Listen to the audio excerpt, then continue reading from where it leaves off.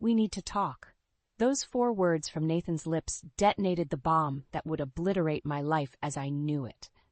I stared at him, dread creeping up my spine, as he scrolled through his phone with an expression I couldn't read. I found these messages between you and Kira. He turned the screen to face me, and there it was. The undeniable proof of his infidelity glaring back at me.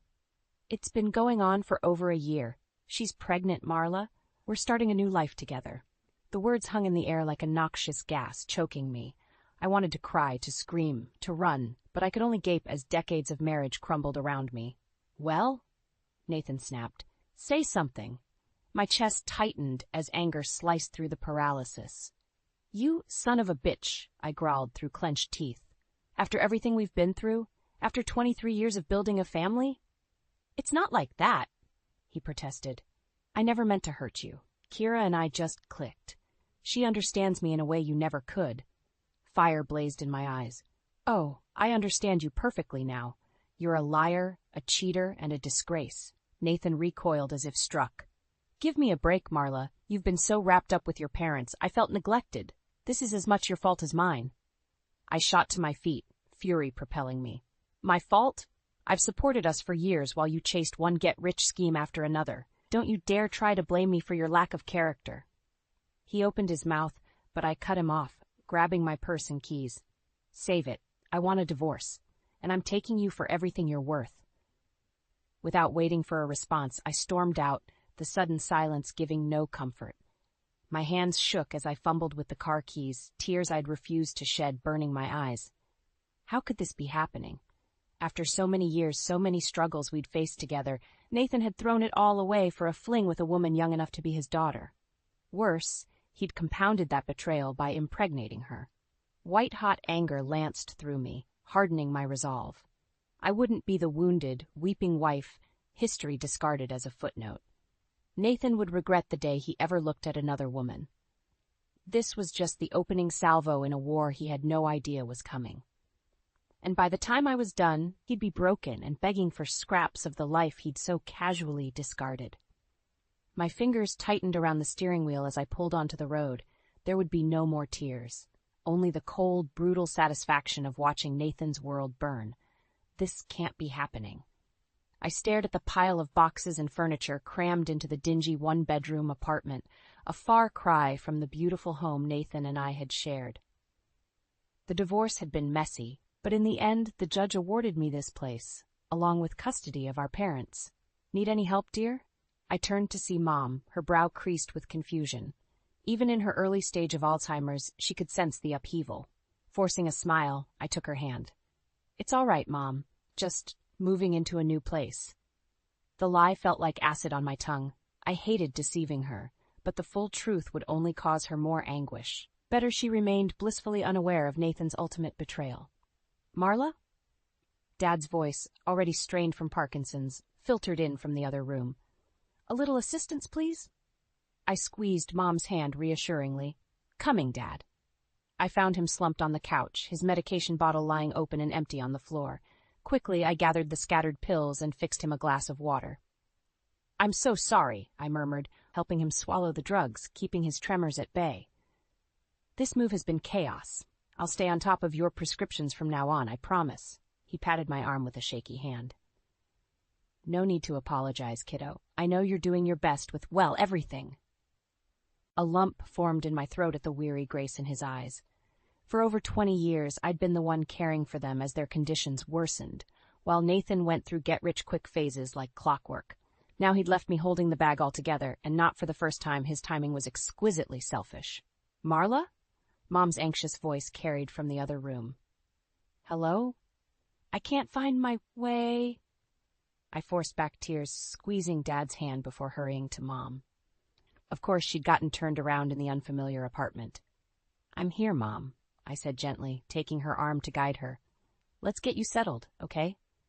Over the next few hours, I shuttled between caring for my parents' needs, ensuring their medications, making them comfortable, answering the same questions over and over as Alzheimer's stole Mom's short-term memory anew each time. By the time I finally collapsed into bed long after midnight, I was utterly spent. And yet, despite my exhaustion, Anger simmered within me at how easy Nathan had it now. While I juggled working full-time as a nurse to make ends meet, maintaining a home for our parents, and dealing with the emotional turmoil he'd caused, he was off reveling in his shiny new life with his pregnant mistress. Kira's youth and beauty were icing on the cake of his ego. My fists clenched at the thought of them together, blissfully fornicated, while I struggled under the weight of his selfishness. But I promised myself it wouldn't be that way for long. Soon I'd deploy the intel I'd gathered on Nathan's misdeeds. His duplicitous life would start unraveling, and every silk-sheeted morning with Kira would taste more and more like ashes in his mouth. No matter what it took, I would grind his new facade into dust. Nathan would learn there was a heavy price to pay for betraying me. The musty tang of old paperwork filled my nostrils as I pored over the financial records splayed across the dinette table. Printouts, post-it notes, and spreadsheets painted a damning portrait, one revealing the full depth of Nathan's deceit. In addition to bilking money from our joint accounts to fund his affair, he'd taken out massive loans against our assets and made a series of catastrophically bad investments.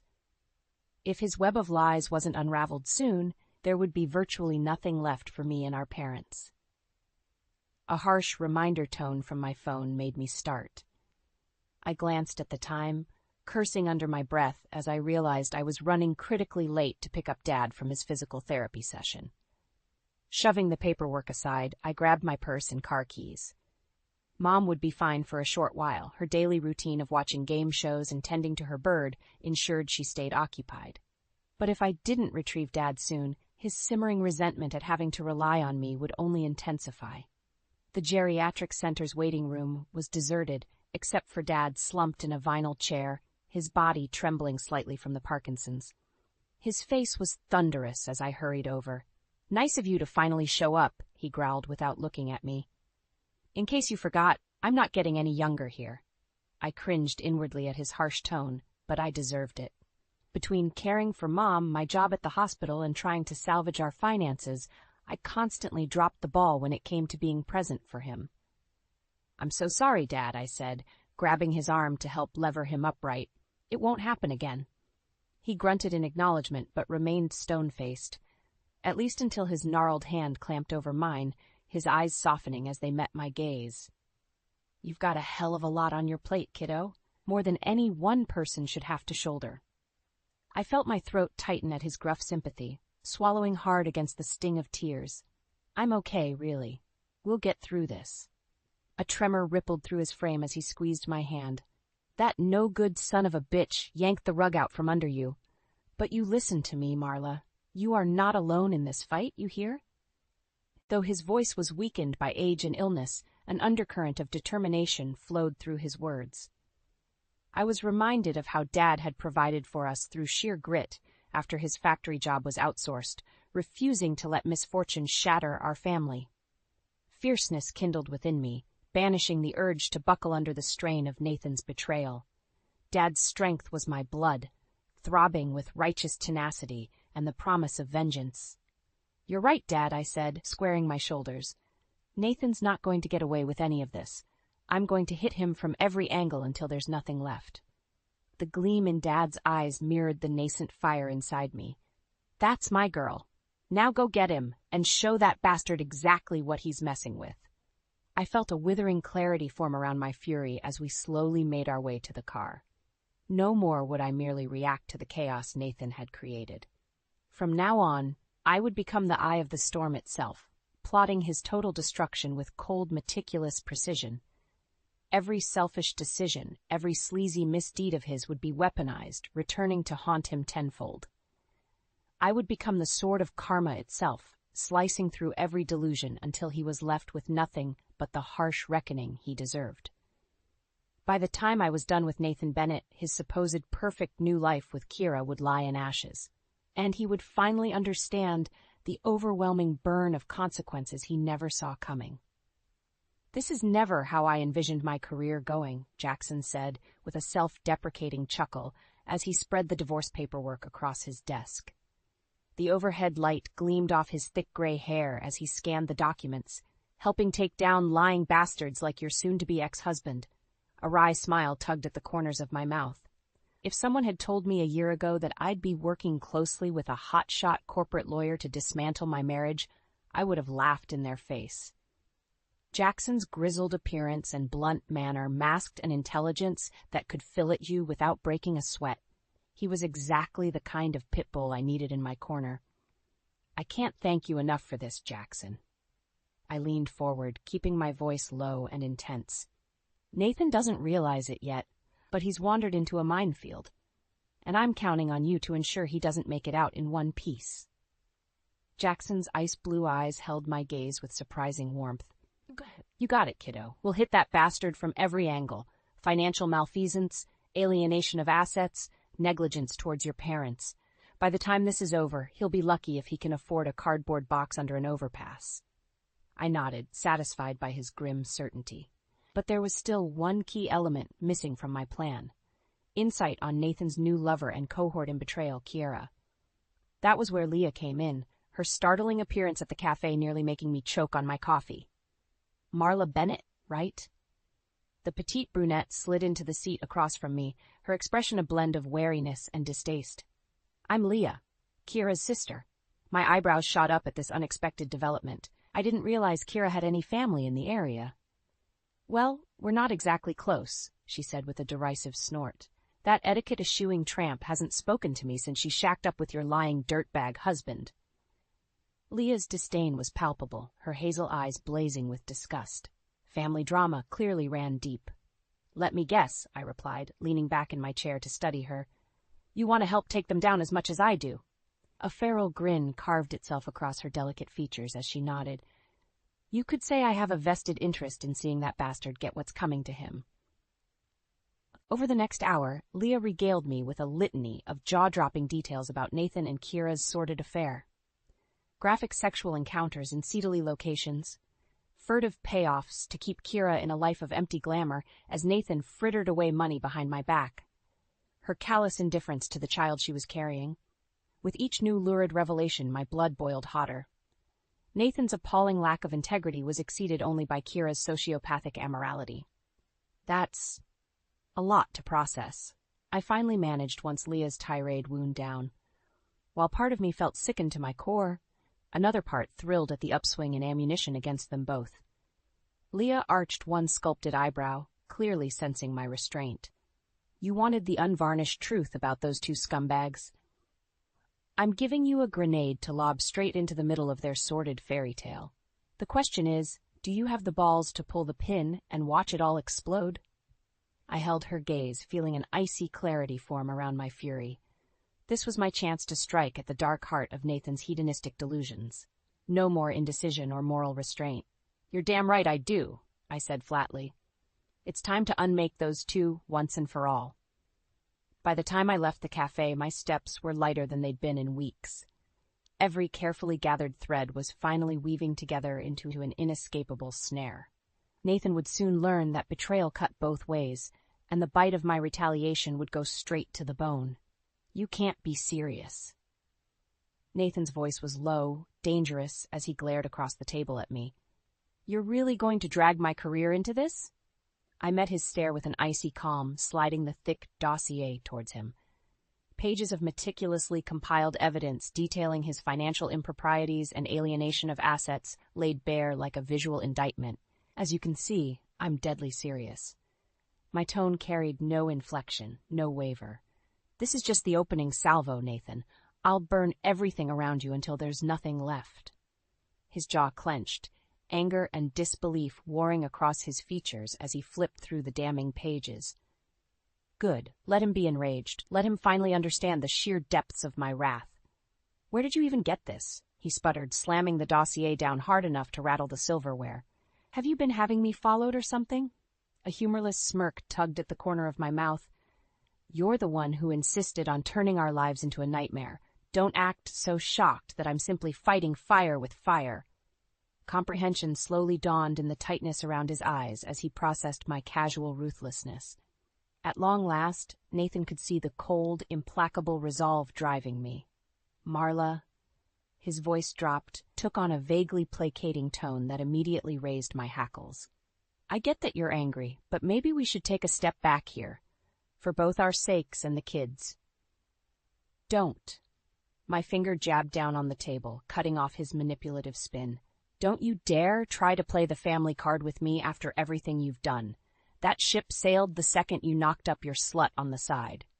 His nostrils flared, tendons standing out in stark relief in his neck. But he stayed silent, waiting for me to unleash the rest of my fury. Starting today, I declare war on you and your mistress's illusions of happiness, I said, each clipped word dripping with contempt. That cozy little bundle of lies you've constructed, I'm going to rip it apart piece by piece. I slid a manila envelope across the table towards him, the corners digging in gouges on the wood. Those are just a few samples of the images and informant testimonies I've gathered about you two lovebirds. Every sordid hookup, every nickel you blew on that trashy lifestyle while I struggled to keep our parents alive, it's all there in glorious detail. Nathan sucked in a sharp breath as he thumbed through a few of the photos, which clearly depicted him and Kira in varying states of debauchery. But his surprise quickly morphed into an all-too-familiar, smarmy bravado. Is that all you got? One corner of his mouth curled into a disdainful sneer. You think a few nudie pics and slut-shaming is going to intimidate me? I'm not the one on shaky financial ground here. My expression remained impassive, a porcelain mask belying the volcanic fury simmering within me. Slowly, deliberately, I leaned back in my chair and let my gaze sweep over every inch of the man who had once been my husband, my partner, my promised safety. By the time our divorce proceedings are over, you're going to be buried so deep in legal fees and financial ruin that you'll be begging for table scraps, I said, each word measured and certain. But money problems are just the start of your worries.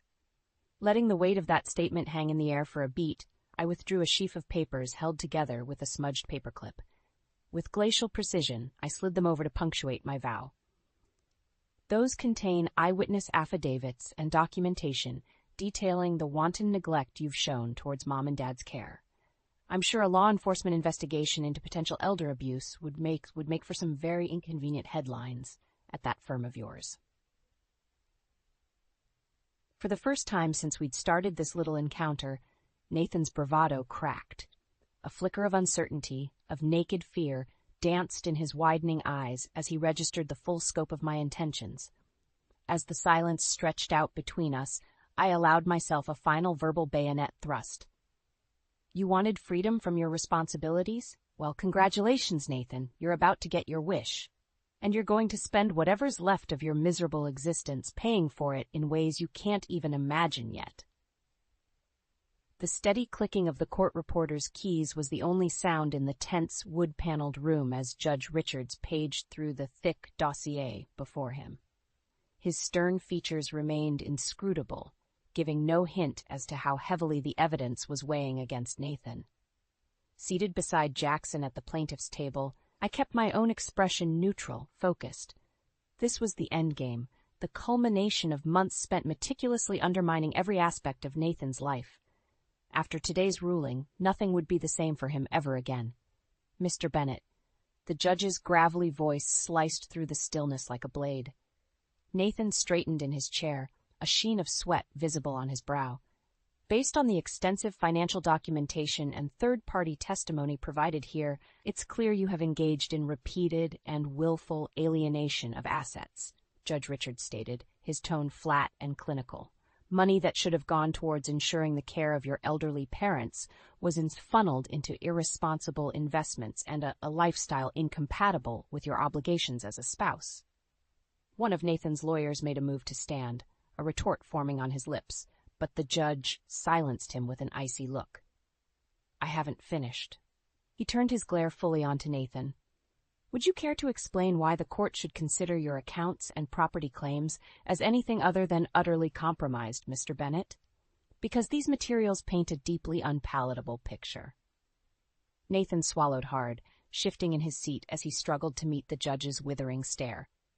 Your Honor, I made some mistakes in judgment, I'll admit, but my financial affairs have no bearing on how I handled my responsibilities towards my family.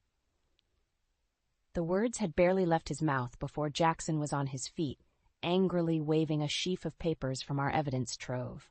No bearing? He shook his head in disdain.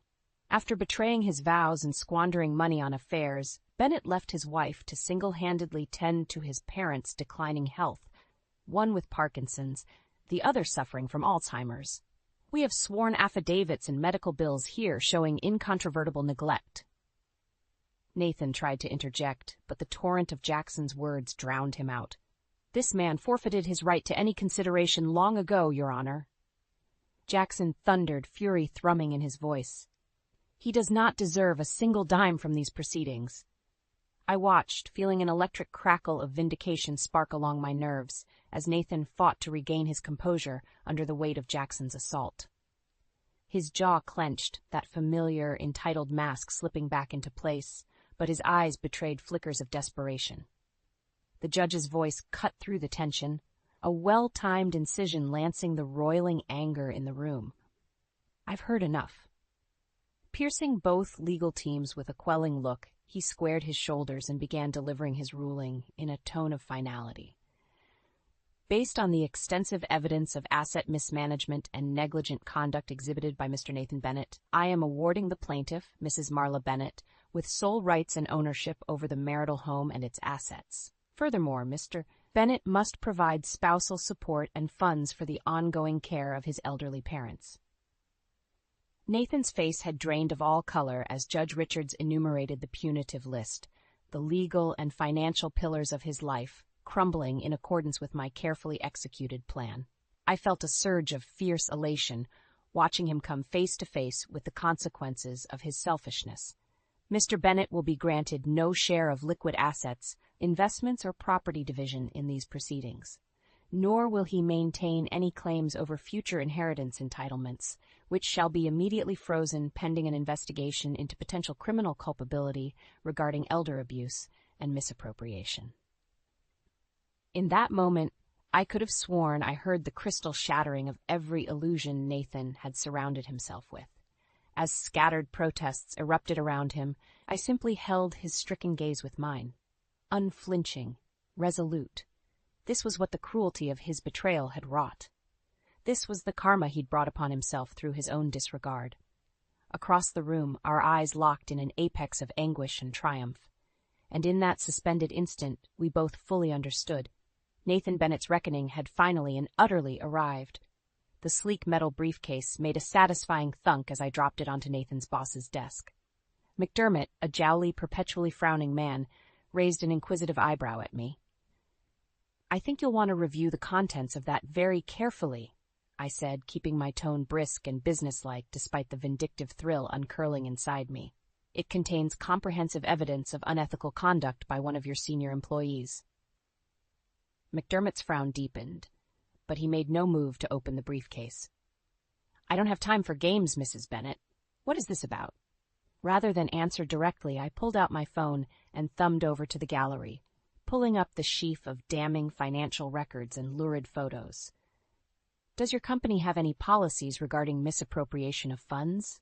I asked, turning the screen to show McDermott the first few images, ones clearly depicting Nathan cavorting with his mistress during company hours, or rules about employees operating side businesses and investment schemes using company resources. McDermott's beefy face turned an alarming shade of puce as he rapidly cycled through the pictures and documents. When he finally looked up at me again, tendons stood out in thick cords on his neck. Where did you get these? His gravelly voice was a mix of fury and unease. I allowed myself a razor-thin smile. I have sources. But more importantly, I have proof that Nathan Bennett has been grossly abusing his position at this firm to enable his infidelity and shady personal dealings. Planting my palms on McDermott's desk, I leaned forward to catch and hold his gaze. He's a liability, one that could jeopardize your entire company's standing if this information got into the wrong hands. But I'm giving you the chance to handle this in-house, so to speak. McDermott's jaw clenched hard as he processed my none-too-subtle threat. I watched the realization wash over him that I had him precisely where I wanted. When he finally spoke, his tone was as cold and hard as the briefcase between us. Consider it handled. That son of a bitch is through here the second I can push the paperwork. I allowed myself a thin, satisfied smile, pushing back from the desk. Pleasure doing business with you. As I strode down the corridors towards the exit, I could feel the knot of anger that had driven me for so long finally beginning to uncoil. The wheels of Nathan's undoing had well and truly been set in motion. By the time I made it home, a voicemail was already waiting for me. I felt a surge of vicious triumph as Nathan's voice, strained and desperate, issued from the speaker. Marla, please, you have to call me back. I don't know what you think you're doing, but I just got terminated from my job. They're accusing me of misusing funds and corporate resources for my own gain. This is insane. You've gone way too far with this vendetta. If we can just sit down and talk. I rolled my eyes in disgust, hitting the delete button to purge his plea from existence. Nathan's spectacular downward spiral was too little, too late, which was hammered home a few hours later by the shrill ring of my doorbell. I swung the door open to find a panicked, red-eyed Kira on my front step. You, she spat, her voice shaking with rage and confusion. What did you do? Nathan's life is in ruins. The money's gone, his career is destroyed, his reputation shredded, and now he says he can't even support me and my baby? I drank in Kira's unraveling with undisguised relish. Let her feel the sting of her own selfishness, the bitter consequences of her choices. Let her see the paradise she'd tried to create atop Nathan's lies, withering away to bitter ash. Did you really think it would all just work out? My tone dripped with disdain. That Nathan would be able to walk away from the damage he caused, start over with a clean slate?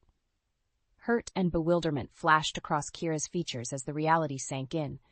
I had well and truly dismantled any future she'd envisioned with Nathan. A detached part of me felt a stab of pity for her. She was, after all, just a foolish pawn who'd bought into his con. But she'd made her bed with Nathan, and now they could lie in the smoldering ruins together. This is the bed you two made, I said, cold finality in my voice. I hope you're comfortable in it. With that, I stepped back and closed the door in her face, shutting out her gasped protests. There would be no more discussion, no compromise. I'd executed my revenge with perfect precision. And Nathan's world was left burning because of it. 6 months later, I stood in the doorway of the bedroom, watching as Mom fussed absent-mindedly with Dad's blankets. Her mind might have been fading, but her nurturing instincts remained. There you go, dear, she cooed, patting Dad's hand with a tremulous smile. All comfy. Dad's eyes crinkled at the corners as he returned her smile. Though the Parkinson's had continued its inexorable progression, he seemed content, peaceful even. They both did. Seeing them together, safe and cared for in the home I had fought so viciously to keep, I felt something inside me finally unclench. The white-hot anger that had propelled me for so long dimmed, replaced by a sense of closure. Everything okay in here? I made my presence known, moving to sit on the edge of Dad's bed. Dad's roomy eyes found mine, their depths still bright with the core of steel I remembered from my childhood. More than okay, kiddo. Your old man's living the dream in this swanky assisted living setup you got us. I ducked my head, suddenly bashful under the gruff affection in his tone. It's the least I could do to make up for everything you two went through. Don't sell yourself short, Marla. His gnarled hand found mine, squeezing with surprising strength. You went through hell and came out swinging harder than anyone could have expected. We're proud of you, kiddo. Proud as hell. My throat grew thick with emotion at his simple sincerity. So much bitterness and betrayal, and I emerged tempered, not broken. Squaring my shoulders, I squeezed Dad's hand in return. I did what I had to, I said, keeping my voice level, to protect our family and settle some scores in the process. Mom, bless her innocent heart, piped up obliviously. Such a good girl, our Marla. Why, when we heard that Nathan ran off with that other woman, we could barely believe it. Poor thing must have been going through some sort of crisis to do something so foolish. A wry chuckle slipped from me at her cheerfully revisionist perspective on the events that had sundered our lives. Maybe it was for the best she remained unaware of the uglier realities. Something like that, Mom, I said, ruffling her sweetly bemused expression with a smile of my own. My gaze strayed to the framed photos clustered on Dad's nightstand, sick guilt and vindication warring within me. In one, Nathan and I beamed out at happier, more naive versions of ourselves.